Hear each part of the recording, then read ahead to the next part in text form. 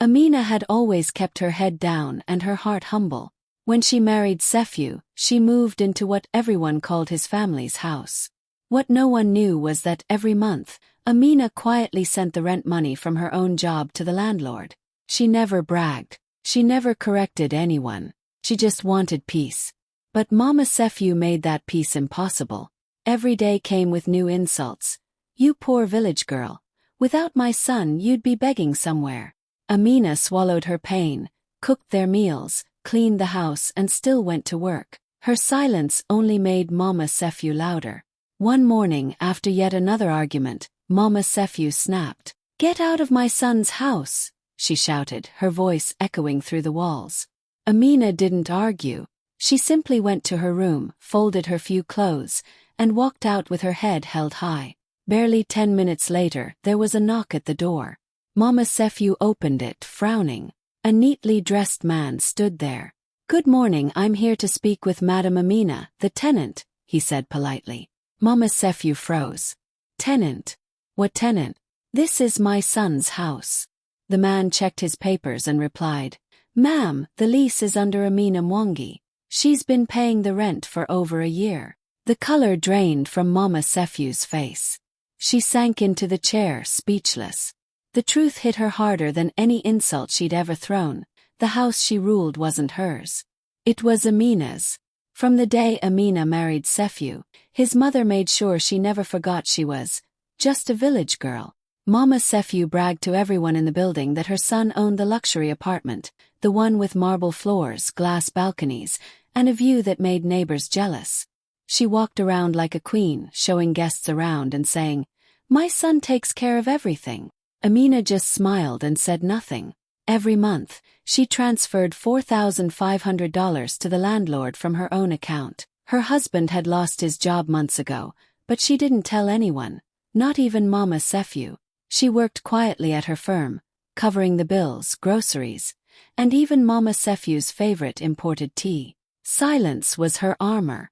But no amount of kindness softened Mama Sefyu's heart. One afternoon, after Amina returned late from work, Mama Sefyu started yelling, "You think you're something special. Without my son, you'd have no roof over your head." Amina stood still, her eyes calm but tired. "Okay, Mama," she said softly and went to pack her things. Within an hour she was gone. Mama Sefyu smirked proudly, telling the neighbors, "She finally knows her place."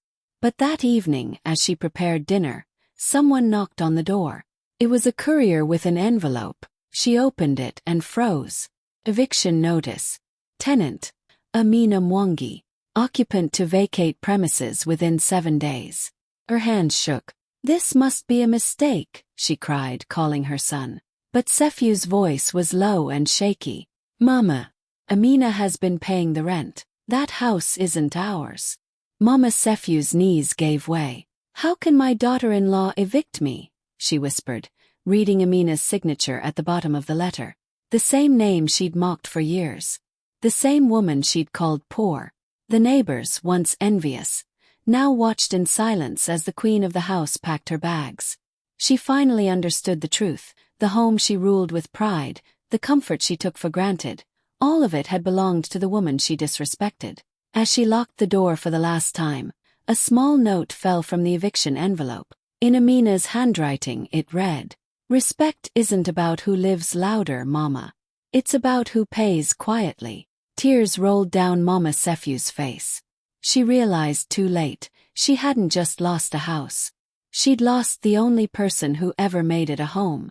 It was a bright Sunday morning when everything fell apart. Amina had woken up early to make breakfast, eggs, tea and fresh chapati, hoping for a quiet day. But peace was never something Mama Sefyu allowed in that house. The moment Amina placed the food on the table, Mama Sefyu started again. "You call this breakfast? You've become so lazy. You think just because you have a small office job, you're a big madam now." Amina stayed silent, her hands trembling slightly as she poured tea. She had learned that arguing only made things worse. Her husband, Sefyu, sat quietly, pretending to scroll on his phone. He never defended her. Never once. Mama Sefyu kept going. When I was your age, I served my husband's family with respect. You walk around like a visitor." That was the moment Amina's calm broke, not in anger, but in quiet resolve. She looked at Mama Sephew, smiled faintly and said, "You're right, Mama. Maybe I've overstayed my welcome." After clearing the table, Amina went to her room, opened her laptop, and sent a simple message to the landlord. "Please cancel their stay. Effective immediately." No explanation. No emotion. Just peace. 3 days later, Mama Sephew was busy gossiping with neighbors when a moving truck pulled up outside the gate. Men in uniforms began unloading boxes and wrapping furniture. Confused, she rushed out. "Hey, what are you doing here?" One of the movers handed her a document. "We're here to clear the house, ma'am. The lease was terminated." She blinked. Terminated? By who? Before the man could answer, the landlord's car pulled up. He stepped out, smiling politely. "Good afternoon, Mrs. Sephew. We received notice from the tenant to end the lease this week." "Tenant?" Mama Sephew shouted. "Which tenant? My son owns this place." The landlord frowned and pointed toward the street. "Her," he said. Everyone turned to see Amina, dressed neatly, walking toward a shiny new car parked outside. Her expression was calm, almost peaceful. She handed the landlord her keys and said, "Thank you for being patient." Mama Sephew's mouth opened, but no words came out. "Amina, you did this?" Amina smiled gently. "No, Mama. You did." Then she got into her car, started the engine, and drove off without looking back. By sunset, the house was empty. The once proud Mama Sephew sat alone on the veranda, surrounded by boxes and silence. She had spent years humiliating the woman who had quietly paid for everything, the rent, the utilities, even her favorite snacks. Now, the truth was in front of her. She hadn't just lost a house. She'd lost her respect, her comfort, and the only person who ever held that home together. The day she thought she'd won the argument was the day she lost everything. For a whole year, Amina lived in her husband's family house, keeping her peace no matter how many insults Mama Sephew threw her way. Every morning began the same, with Mama Sephew's sharp voice echoing through the hall. "Lazy girl. My son works hard to keep this roof over your head, and you can't even make breakfast right." Amina would quietly serve the food, whispering, "Yes, Mama," and go to work. She never corrected her. She never said that her husband hadn't paid a single cent since losing his job months ago. Every month, Amina sent the rent, $4,500, straight to the landlord, and each time she received a receipt with her name clearly printed. Tenant, Amina Mwangi. She kept every single one in a small brown envelope hidden in her dresser drawer. Then came the family dinner. The night everything changed. Relatives had come over, laughing, eating, and sharing stories. Mama Sephew, in her usual tone, decided to humiliate Amina again. "You see this girl," she told the guests, pointing at her daughter-in-law. "She's lucky my son took her in. She came from nothing, and now she sits here eating food from my son's sweat." The room went quiet. Amina looked down at her plate, her eyes glistening. Her husband shifted uncomfortably but said nothing. Then, as Mama Sephew kept talking, Amina slowly stood up, walked to her room, and came back holding the brown envelope. Without a word, she placed it on the table in front of Mama Sephew. "What's this?" Mama Sephew asked, frowning. Amina's voice was calm. "Open it, Mama." Everyone leaned in as Mama Sephew pulled out a stack of papers, 12 neat receipts. Each one stamped and signed, each one with Amina's name. Rent payments month after month. The room froze. Cousin gasped. "Wait, all this time she's been paying?" Mama Sephew's face went pale. She flipped through the receipts, her hands shaking. "No, my son." Amina looked at her husband softly. "Did you pay, Sephew?" He lowered his eyes. "No, Mama." Amina did. "Every month." The silence that followed was heavy. You could hear the clock ticking on the wall. Finally, Mama Sephew. The morning started like any other. Mama Sephew was in the living room, bragging to her friends about how her son provided everything, the rent, the furniture, even the new curtains. My nephew takes care of his home like a real man, she said proudly, sipping her tea. Amina, who was quietly mopping the floor nearby, just smiled and said nothing. She had heard this story 100 times before. But that afternoon, a knock on the door changed everything. Mama's nephew opened it to find a man in a suit holding a clipboard. Good afternoon, ma'am. I'm here about the rent payment. Mama's nephew frowned, slightly offended. Excuse me. You must be mistaken. My son owns this house. The landlord smiled politely. Actually, this property is rented. We usually deal with Madam Amina. Is she around? The words hit her like thunder. What do you mean you deal with her? She's not the tenant. My son is. At that moment, nephew walked in, adjusting his shirt nervously. Mama, can we talk later? She looked at him, confused. What's going on here? The landlord cleared his throat and said, Madam, your daughter-in-law has been paying the rent for over a year now. Always early, never late. She's one of our best tenants. Silence filled the room.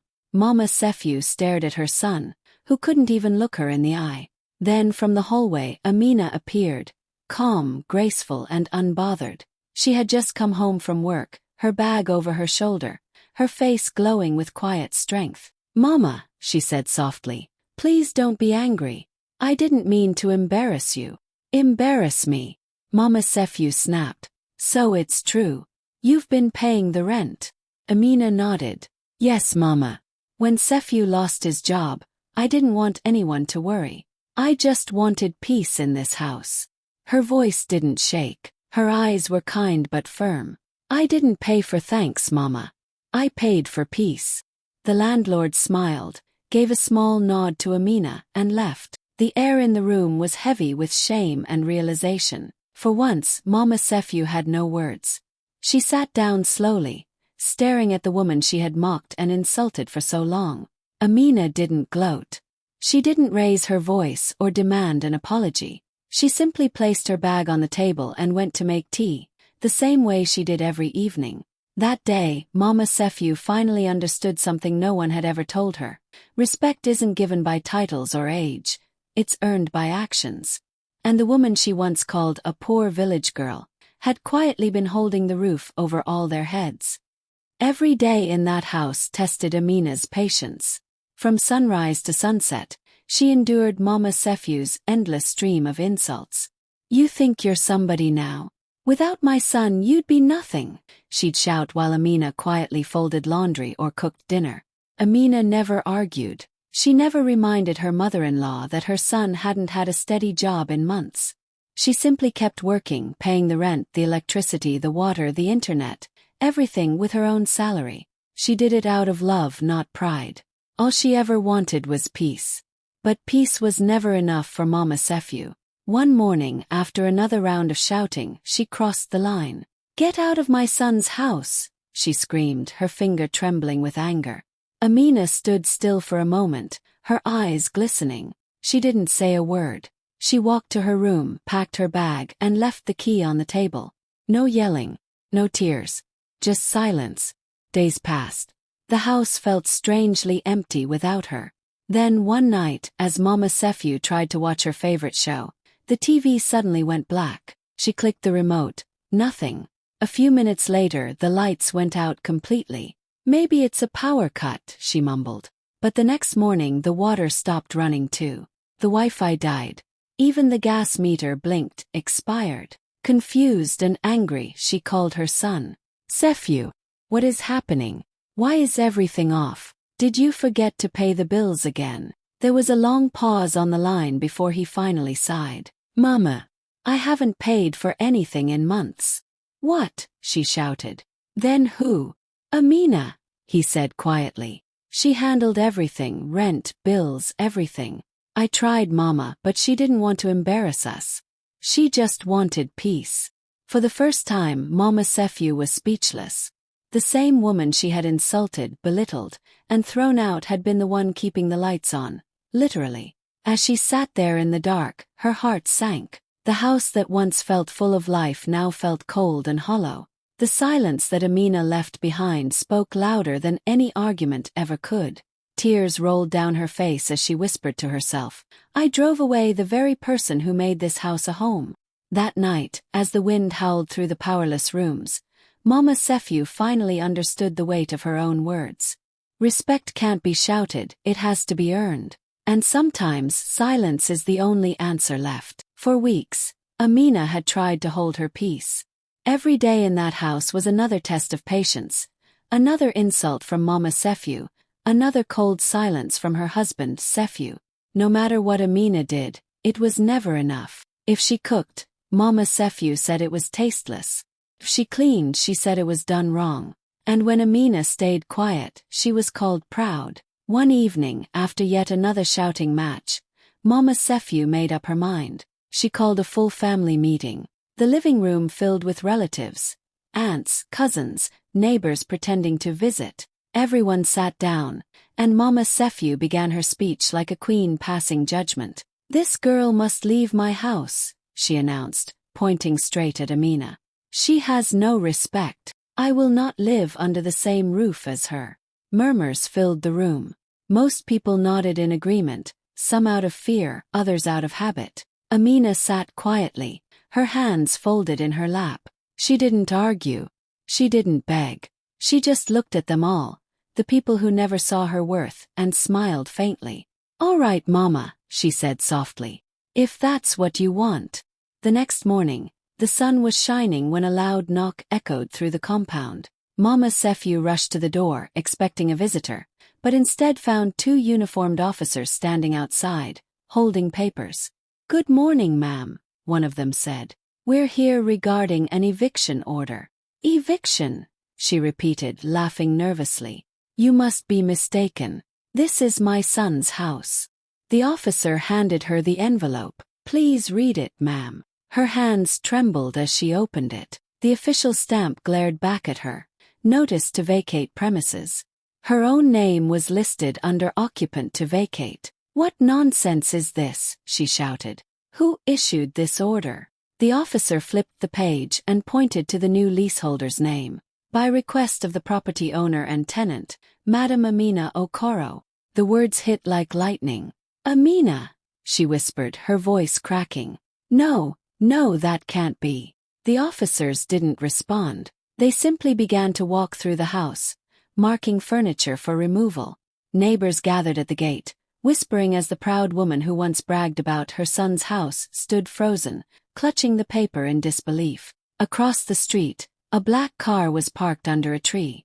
Inside sat Amina, watching quietly, her face calm but sad. She didn't smile. She didn't gloat. She just exhaled deeply, as if releasing months of pain. Mama Sephew's knees gave way. She's evicting me, she murmured, tears streaming down her face. The house was full of laughter that evening. Mama Sephew had organized a big family dinner, her favorite way to show off. The table was packed with food, relatives, and noise. Amina had cooked most of the dishes, but of course no one mentioned that. She quietly served everyone, smiling as she moved around the table. Then, as always, Mama Sephew found her moment. You know, she said loudly, her voice cutting through the chatter. Some people here forget they live under my son's roof. They eat his food, wear clothes he bought, and still walk around with pride. The room erupted in laughter. Cousins nodded, some covering their mouths to hide their grins. Amina froze for a second, her eyes glancing at her husband, but he stayed silent, looking down at his plate. She forced a soft smile and kept serving. It's okay, Mama, she said gently, though her heart felt heavy. Just then there was a knock at the door. One of the cousins opened it, revealing a well-dressed man holding a folder. Good evening, he said politely. Sorry to interrupt, but I just came to thank Madam Amina for renewing the lease. The laughter stopped instantly. You could hear a pin drop. Mama Sephew frowned. Lease? What lease? She asked sharply. This is my son's house. The man blinked in confusion, then bowed slightly. No, ma'am. The house is under Madam Amina's name. She's been our tenant for almost 2 years now. We just received her renewal payment this afternoon. All eyes turned toward Amina. Her husband's fork slipped from his hand and clattered onto the plate. Mama Sefyu's face turned pale, her mouth slightly open. You've been paying for this house, she stammered. Amina nodded calmly, wiping her hands on a napkin. Yes, Mama. I didn't think it was necessary to say. I wanted everyone comfortable. The landlord smiled again and added, she's one of our best tenants, always pays early. Then he left, leaving the room in stunned silence.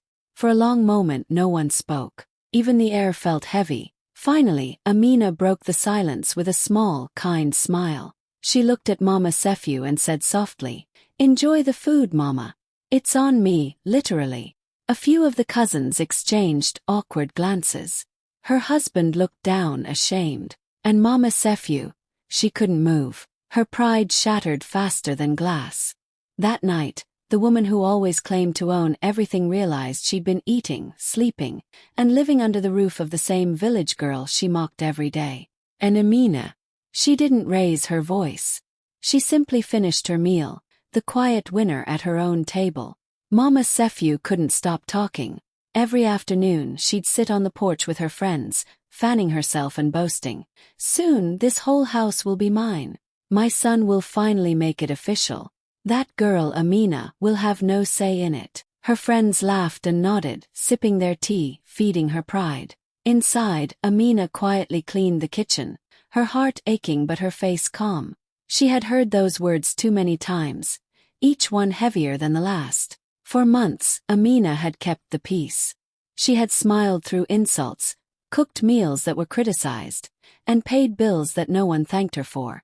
Mama Sefyu believed her son was taking care of everything, but it was Amina's salary keeping the lights on and rent paid. She did it not for credit, but for stability, for dignity. But one morning, after hearing Mama Sefyu mock her to a visiting aunt, "She's lucky I even let her live here," something inside Amina finally broke. That night, while the house slept, she opened her laptop and typed a short message to the landlord. "Good evening, sir. Please note that I'll not be renewing the lease. Thank you for everything." She pressed send. 2 weeks later, the landlord arrived with new tenants ready to move in. Mama Sefyu stood in the doorway, furious and confused. "Excuse me. There must be a mistake. My son rents this house." The landlord looked at his file. "No, madam. The lease was under Mrs. Amina Okoro. It ended last week. I gave her plenty of notice." Mama Sefyu's face turned pale. "Amina," she repeated, her voice cracking. "You mean she was the tenant?" Just then Amina appeared, holding a small suitcase and her car keys. Her smile was soft, but her eyes were steady. "Yes, Mama. I was the tenant. I've paid for everything since the beginning." Mama Sefyu stumbled back, speechless. Her friends watched from the porch, whispering in disbelief. Amina placed a folded note on the kitchen counter, took one last look around, and walked out. Later that day, when Mama Sefyu finally opened the note, her hands trembled. The handwriting was neat and graceful. It read, "Be kind to those who build your comfort. They might own the foundation." Tears filled her eyes as she looked around the empty house, boxes half-packed, silence echoing through every room. The woman she had called useless had been the one holding everything together. And now Amina was gone, free, peaceful, and finally choosing herself. Everyone in the neighborhood believed it. Mama Sefyu's son was the man of the house, the one paying for everything. "My son provides for his wife," she always bragged. She should thank him for giving her a roof over her head. Amina never corrected her. She just smiled quietly and went back to her chores. But the truth was far different. Months ago, when her husband lost his job, Amina had stepped in. She paid the rent, the bills, the groceries, everything. She even saved the house from eviction once. Yet she never mentioned it. She didn't want to embarrass her husband or prove anyone wrong. She just wanted peace. Then one morning, after a small argument about breakfast, Mama Sefyu exploded. "You useless woman," she shouted loud enough for the neighbors to hear. "You've done nothing for this family. Get out of my house." Amina looked at her quietly, tears forming in her eyes. She packed her bag slowly, her hands shaking, and whispered, "I hope peace finally finds you, Mama." Then she left. That evening, Mama Sephew threw a little celebration. "Good riddance," she told her friends proudly. "Now my son can bring home a real woman." But the next morning the landlord called. His voice was cheerful. "Please tell Madam Amina her rent payment cleared, and congratulations on completing the ownership transfer." Mama Sephew froze. "Rent payment? Ownership?" she asked, her voice trembling. "She's gone." The landlord paused, confused. "Gone? Oh no, ma'am. Madam Amina isn't gone. She's the owner now." The phone slipped from Mama Sephew's hand. The walls suddenly felt smaller, the silence heavier. The woman she had mocked, insulted, and thrown out, had owned the roof over her head all along.